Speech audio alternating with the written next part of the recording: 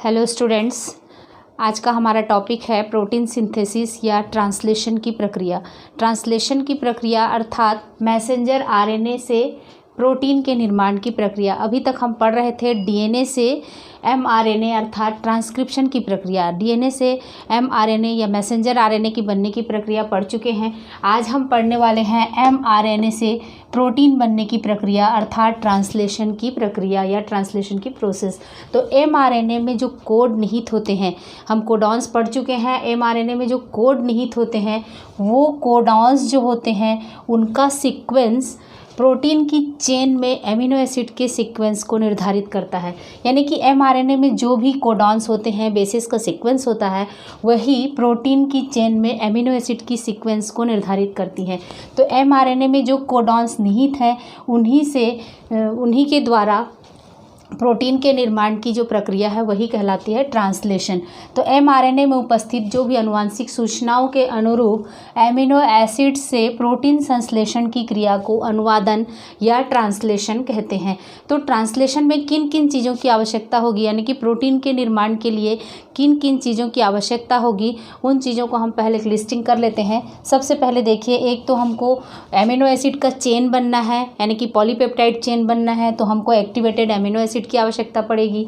दूसरी, amino acid के लिए फिर लेकर आने के लिए एमिनो एसिड को लेकर कौन आता है, हम ट्रांसफर आरएनए पढ़े हैं, उसमें चार्ज्ड ट्रांसफर आरएनए जो होते हैं, एक्टिवेटेड ट्रांसफर आरएनए, वही एमिनो एसिड को लेकर के आते हैं, तो उनकी आवश्यकता पड़ेगी।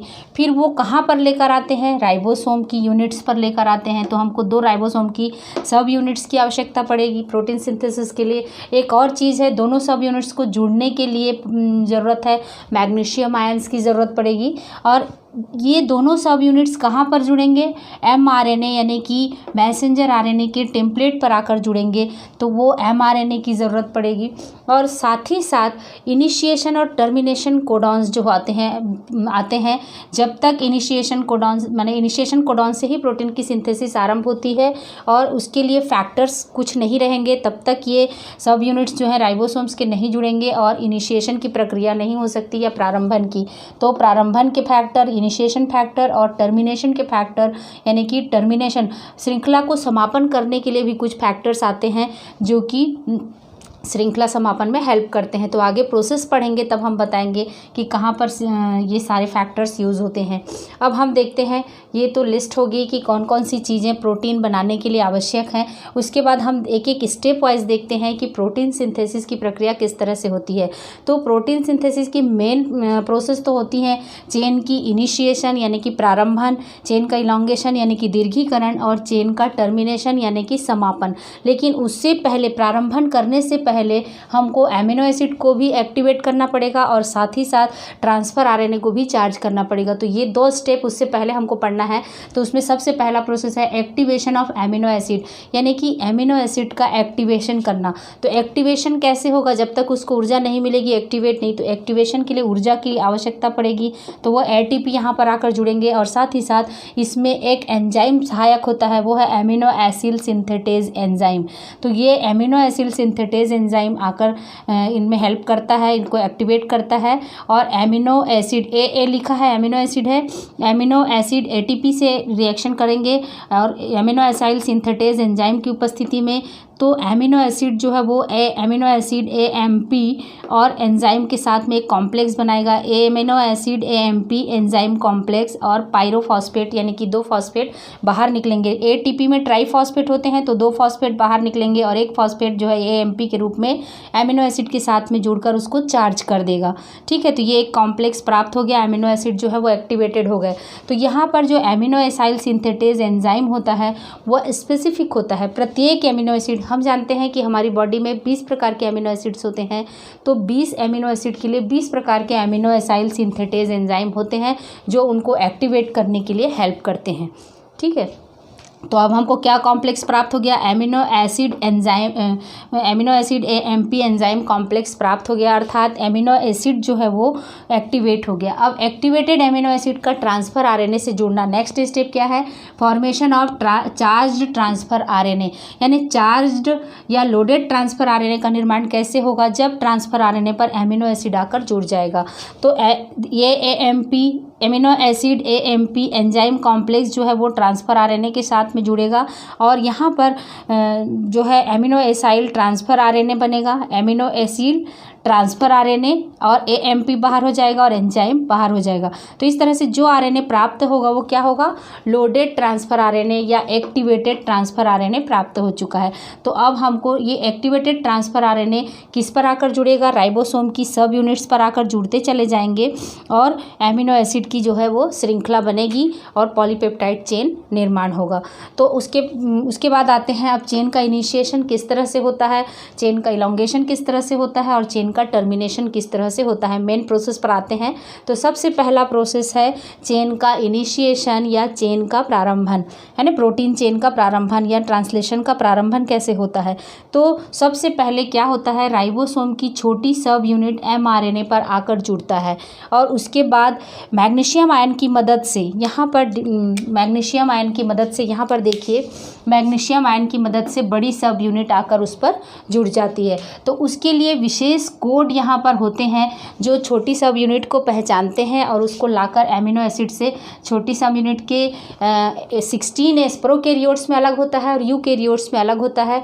प्रोकैरियोट्स में 16S जो RNA होता है राइबोसोम की छोटी सब यूनिट में, उसमें विशेष प्रकार का सीक्वेंस होता है जो यहाँ प्रारंभन कोडॉन के पास जो सीक्वेंस होता है उसको पहचानता है। तो वहाँ से छोटी सब यूनिट प्रोकैरियोट्स में आकर जुड़ जाते हैं। फिर उसके बाद मैग्नीशियम आयन की मदद से क्या होता है, मैग्नीशियम आयन की मदद से बड़ी सब यूनिट आकर जुड़ जाती है। अब इस तरह से mRNA के टेम्पलेट 5 डेज 3 डेज उसमें दिशा में है और उस पर छोटा सब यूनिट आकर जुड़ गया और बड़ा सब यूनिट आकर जुड़ गया। अब वहाँ पर कहाँ पर आकर जुड़ता है, AUG जहाँ पर बेस का सीक्वेंस होता है। AUG बेस सीक्वेंस यानी कि आरंभन कोडॉन जो होता है वहाँ पर छोटी सब यूनिट राइबोसोम की जाकर जुड़ती है और उसके बाद बड़ी सब यूनिट जुड़ती है। उसके बाद नेक्स्ट प्रोसेस होता है यहाँ, अब जैसे ही AUG पर दोनों सब यूनिट्स आकर जुड़ गए उसके बाद AUG जो कोडॉन स्थित है उसका एंटी कोडॉन ट्रांसफ़र RNA पर स्थित है। जैसे कि ये ट्रांसफ़र RNA है, ट्रांसफ़र RNA में हम जानते हैं कि इसमें विशेष साइट होता है। एक तो एमिनो एसिड के जुड़ने के लिए एक साइट होता है एमिनो एसाइल अटैचमेंट साइट और एक साइट होता है एंटी कोडॉन साइट। तो यहाँ पर जो AUG का जो एंटी कोडॉन है, AUG का एंटी कोडॉन क्या होगा, UAC, ये वाला transfer RNA amino acid methionine को लेकर आएगा और P साइट में आकर जुड़ेगा। तो जब भी पहला ट्रांसफ़र RNA आकर जुड़ता है कौन से साइट में जुड़ता है, राइबोसोम के P साइट में। तो राइबोसोम में 3 साइट्स होते हैं, A साइट, P साइट और E साइट। A साइट बड़े सब यूनिट में 3 साइट होते हैं। तो P साइट, A साइट से एमिनो एसिड आकर जुड़ता है और P साइट से पेप्टाइडिल साइड आकर जुड़ता है या पेप्टाइड श्रृंखला आकर जुड़ती है और E साइट से ट्रांसफ़र RNA बाहर आते हैं। तो तीनों साइट्स के अलग अलग फंक्शन है। A साइट से एमिनो एसिड अटैच होते हैं, P साइट से पेप्टाइडिल श्रृंखला अटैच होती है और E साइट से ट्रांसफ़र RNA बाहर होते हैं। लेकिन सबसे पहला जो एमिनो एसिड होता है वो P साइट से आकर जुड़ता है मिथियोनाइन, है ना। AUG जो कोडॉन है उसके अगेंस्ट में मिथियोनाइन लेकर आता है ट्रांसफ़र RNA UAC, वो एमिनो एसिड मिथियोनाइन को लेकर आता है जो सबसे पहले जुड़ता है P साइट पर। अभी A साइट खाली है, P साइट पर लेकर आया और A साइट खाली है। अब नेक्स्ट इलॉन्गेशन कब होगा, जब अगला एमिनो एसिड यहाँ पर आकर जुड़ेगा। तो पहला तो प्रारंभन हो गया कि मैग्नीशियम आयन की मदद से छोटी और बड़ी सब यूनिट्स आपस में जुड़ गई और transfer RNA, loaded transfer RNA जो है वो AUG के अगेंस्ट एंटी कोडॉन UAC वाला transfer RNA methionine amino acid को लाकर पहले सबसे प्रथम P साइट में आकर जोड़ दिया और प्रारंभन हो गया श्रृंखला का। ठीक है, श्रृंखला का जैसे ही प्रारंभन हो जाता है उसके बाद इलॉन्गेशन की प्रोसेस होती है। दूसरी प्रोसेस है दीर्घीकरण या इलॉन्गेशन। तो दीर्घीकरण तभी होगा जब एक के बाद एक और एमिनो एसिड आकर जुड़ते जाएंगे। तो यहाँ पर देखो दीर्घीकरण के लिए दूसरा एमिनो एसिड आकर A साइट पर आकर जुड़ेगा, A साइट पर आकर दूसरा एमिनो एसिड जुड़ेगा। तो दूसरा एमिनो एसिड A साइट पर आकर जैसे ही जुड़ता है उसके बाद दोनों एमिनो एसिड के बीच में यहाँ पर देखिए NH2COOH एक एमिनो एसिड है, NH2COOH दूसरा एमिनो एसिड है। तो एक एमिनो एसिड का अमीनो ग्रुप दूसरे एमिनो एसिड के कार्बोक्सिलिल ग्रुप के साथ में पेप्टाइड बॉन्ड बना लेता है ना। तो जैसे ही एक एमिनो एसिड आता है दूसरा एमिनो एसिड A साइट पर, तो ए साइट और पी साइट के दोनों एमिनो एसिड जो हैं आपस में पेप्टाइड बॉन्ड के द्वारा जुड़ जाते हैं और उसके बाद दोनों साइट भर जाता है। लेकिन अगला एमिनो एसिड या वेटिंग एमिनो एसिड तब तक नहीं आ सकता जब तक कि पी साइट खाली ना हो जाए और ए साइट का जो एमिनो एसिड है, फर्स्ट एमिनो एसिड ई साइट से बाहर ना आ जाए और सेकेंड एमिनो एसिड ए से पी में ट्रांसफ़र ना हो जाए। तो यहाँ पर एक और एंजाइम काम करता है, पेप्टाइडिल ट्रांसफरेज एंजाइम, जो कि पी साइट से एमिनो एसिड को या पेप्टाइड की श्रृंखला को ई साइट में खिसकाता है और ये पूरा राइबोसोम का जो यूनिट है, प्रोटीन सिंथेसिस का यूनिट, एक कोडॉन आगे की ओर खिसक जाता है। तो एक कोडॉन आगे की ओर खिसक जाएगा तो अगला कोडॉन है यू यू यू, तो यहाँ पर बड़ा सब यूनिट आएगा और दूसरा एमिनो एसिड ये लेकर आएगा यू यू यू के अगेंस्ट ए वाला दूसरा ट्रांसफर आरएनए एक और नंबर 2 एमिनो एसिड को लेकर आएगा। किस साइट पर लेकर आएगा? नंबर 2 एमिनो एसिड को फिर से ए साइट पर लेकर आएगा और दूसरा ए साइट पर दूसरा एमिनो एसिड जुड़ेगा। उसके बाद फिर से तीसरा एमिनो एसिड, देखिए 2 बाहर निकल चुके, दोनों में पेप्टाइड बॉन्ड बन चुका है, ई साइट से बाहर आते जा रहे हैं। जैसे ही पेप्टाइड बॉन्ड बनता है, ट्रांसफ़र आरएनए से इसकी जो कनेक्शन है वो कट जाती है और ट्रांसफ़र आरएनए ई साइट से बाहर आ जाते हैं। तो पहला बाहर आ गया, दूसरा बाहर आ गया। अब जब तीसरा एमिनो एसिड यहाँ पर आकर जुड़ता है तो तीसरा एमिनो एसिड ए साइट पर आ गया तो दूसरा जो है वो पी साइट से बाहर ई साइट से बाहर आ जाता है। ठीक है, इस तरह से एक एक करके नेक्स्ट ट्रांसफ़र आरएनए अगले एमिनो एसिड को किसके आधार पर लेकर आते हैं? अगला जो कोडॉन यहाँ पर निहित है मैसेंजर आरएनए पर, उसके आधार पर नेक्स्ट एंटी कोडॉन्स जो स्थित होते हैं ट्रांसफ़र आरएनए में, वो अगले एमिनो एसिड को लेकर आते जाते हैं ए साइट पर। ए साइट से फिर पी साइट पर दोनों के बीच में बॉन्ड बनती है, एमिनो एसिड के बीच में बॉन्ड बनती है और फिर उसके बाद पिछला जो है वो आगे की ओर सरक जाता है। एक ट्रांसक्रिप्शन बबल जो है वो ट्रांसलेशन बबल आगे की ओर बढ़ता है, ये ट्रांसक्रिप्शन यूनिट, और फिर पिछला जो है वो आगे की पीछे की ओर सरक जाता है। तो इस तरह से एक एक यूनिट जो है वो आगे बढ़ता, एक एक कोडॉन आगे बढ़ता चला जाता है राइबोसोम, और एमिनो एसिड की पूरी श्रृंखला इस तरह से बनती चली जाती है और पॉलीपेप्टाइड की चेन बनती है। तो ये हो गया उसका दीर्घीकरण या इलोंगेशन, यानी कि सबसे पहला जो है वो पी साइट में जुड़ेगा और दूसरा जो है वो ए साइट में जुड़ेगा, और दोनों एमिनो एसिड जब जुड़ जाएंगे उसके बाद जो है वो पी साइट वाला जो है वो ई साइट से आगे खिसक जाएगा और ए साइट खाली होते ही फिर नेक्स्ट एमिनो एसिड जो है वो ए साइट पर आकर जुड़ जाएगा। तो इस तरह से एक एक करके एमिनो एसिड आते चले जाते हैं और प्रोटीन की चेन बनती है और दीर्घीकरण होता है। लेकिन अब नेक्स्ट प्रक्रिया आता है टर्मिनेशन या समापन की प्रोसेस। टर्मिनेशन की प्रोसेस कब आएगी? जब ए साइट के सामने में UAA श्रृंखला आ जाएगा। पी साइट तो पेप्टाइडिल साइट है जो पॉलीपेप्टाइड की श्रृंखला से भरी हुई है ना, GCU जैसे ये है। तो अगला जो है, जैसे ही कोडॉन पर, मैसेंजर आरएनए के कोडॉन पर कोई भी टर्मिनेशन कोडॉन आ जाता है। टर्मिनेशन कोडॉन कौन कौन से होते हैं? UAA, UAG और UGA, ये 3 टर्मिनेशन कोडॉन्स होते हैं। इनमें से कोई सा भी यदि रीडिंग फ्रेम पर आ जाता है तो उसके अगेंस्ट कोई भी एंटी कोडॉन नहीं होता और वो रिलीजिंग फैक्टर लेकर आता है ट्रांसफ़र आरएनए। ठीक है, तो उसके अगेंस्ट कोई भी एंटी कोडॉन नहीं है और उस पर रिलीजिंग फैक्टर है। तो रिलीजिंग फैक्टर जैसे ही लेकर ट्रांसफ़र आरएनए यहाँ पर आता है और यहाँ पर पॉलीपेप्टाइड की चेन जो है वो रुक जाती है, माने अगला एमिनो एसिड लेकर नहीं आ रहा है बल्कि रिलीजिंग फैक्टर लेकर आ रहा है ये ट्रांसफ़र आरएनए, इसमें कोई भी एंटी कोडॉन नहीं होते हैं। तो यहाँ से पेप्टाइड चेन की जो श्रृंखला है वो टूट जाती है और ये पेप्टाइड श्रृंखला साइटोप्लाज्म में बाहर आ जाता है। तो इस तरह से टर्मिनेशन की प्रक्रिया होती है। टर्मिनेशन के लिए रिलीजिंग फैक्टर की आवश्यकता होती है। जैसे ही रिलीजिंग फैक्टर यहाँ पर आता है, पेप्टाइड चेन का जो कनेक्शन है यहाँ से टूट जाता है और ये ईट साइड से होकर साइटोप्लाज्म में ये पूरी पॉलीपेप्टाइड की श्रृंखला, जैसे एमिनो एसिड 1, 2, 3, 4 ये हैं, ये सब ई साइड से बाहर आ जाते हैं। तो इस तरह से ये हो गया समापन की प्रक्रिया, उसके लिए रिलीजिंग फैक्टर आते हैं। और जब समापन कोडॉन कौन कौन से होते हैं? पहला इसको बोलते हैं ओकर और दूसरा बोलते हैं अंबर और तीसरा को बोलते हैं ओपेल। 3 समापन कोडॉन होते हैं।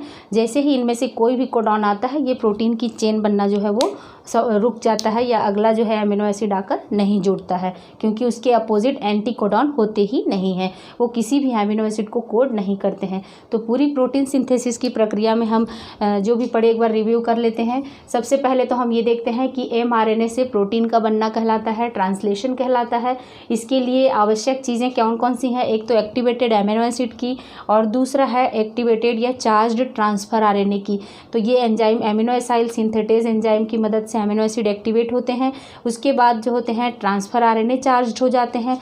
ट्रांसफर RNA पर अमीनो एसिड आकर जुड़ जाता है, और इस तरह से अमीनो एसिड जो है वो ट्रांसफर RNA चार्ज हो जाता है। उसके बाद प्रोटीन सिंथेसिस की आगे प्रक्रिया मेन जो होती है 3 होती है। एक है प्रारंभन, दूसरा है दीर्घीकरण, और तीसरा है समापन। तो प्रारंभन की प्रक्रिया में AUG कोडॉन के पास में आकर मैसेंजर RNA में जो कोडॉन स्थित हैं उसमें AUG सीक्वेंस के पास में राइबोसोम की छोटी सब यूनिट पहले आकर जुड़ती है। उसके बाद मैग्नीशियम आयन की मदद से दूसरी बड़ी सब यूनिट, और साथ ही साथ यहाँ पर इनिशिएशन फैक्टर्स काम करते हैं। कुछ इनिशिएशन फैक्टर्स होते हैं जो इनको जुड़ने में मदद करते हैं। तो दोनों राइबोसोम की सब यूनिट्स मैसेंजर RNA पर जुड़ चुके हैं और श्रृंखला का प्रारंभन हो गया है। उसके बाद इलॉन्गेशन के लिए यहाँ पर अगला एमिनो एसिड A साइट पर आकर जुड़ता है, और एमिनो एसिड 1 और एमिनो एसिड 2 के बीच में पहले पेप्टाइड बॉन्ड का निर्माण होगा। उसके बाद अगला एमिनो एसिड आने के लिए P साइट से जो है वो ट्रांसफर RNA बाहर आ जाते हैं और P साइट को खाली कर देते हैं, और A साइट का एमिनो एसिड P साइट में आ जाता है। और इस तरह से एक एक करके नए एमिनो एसिड आते चले जाते हैं। A साइट के सामने नया नया कोडॉन आता जाता है। पूरे राइबोसोम की सब यूनिट जो है वो आगे एक एक कोडॉन खिसकती जाती है, और नया कोडॉन जो है वो जैसे ही आता जाता है, नया ट्रांसफर RNA जो है उसके अगेंस्ट में आता है एमिनो एसिड को लेकर, और इस तरह से एक के बाद एक ट्रांसफर RNA नए नए एमिनो एसिड को लाते चले जाते हैं, और एमिनो एसिड की पूरी चेन बन जाती है। जैसे ही टर्मिनेशन कोडॉन वहाँ पर आता है रीडिंग फ्रेम में, रिलीजिंग फैक्टर मदद करते हैं, क्योंकि यहाँ पर कोई भी एमिनो एसिड को ये कोड नहीं करते हैं। रिलीजिंग फैक्टर आते हैं, पॉलीपेप्टाइड की चेन जो है वो कट जाती है और ई साइड से साइटोप्लाज्म में बाहर आ जाती है, और इस तरह से प्रोटीन की सिंथेसिस जो है वो रुक जाती है। तो आई होप ये पूरी प्रक्रिया आपको प्रोटीन सिंथेसिस की समझ में आ गई होगी। हम मिलते हैं नेक्स्ट वीडियो में।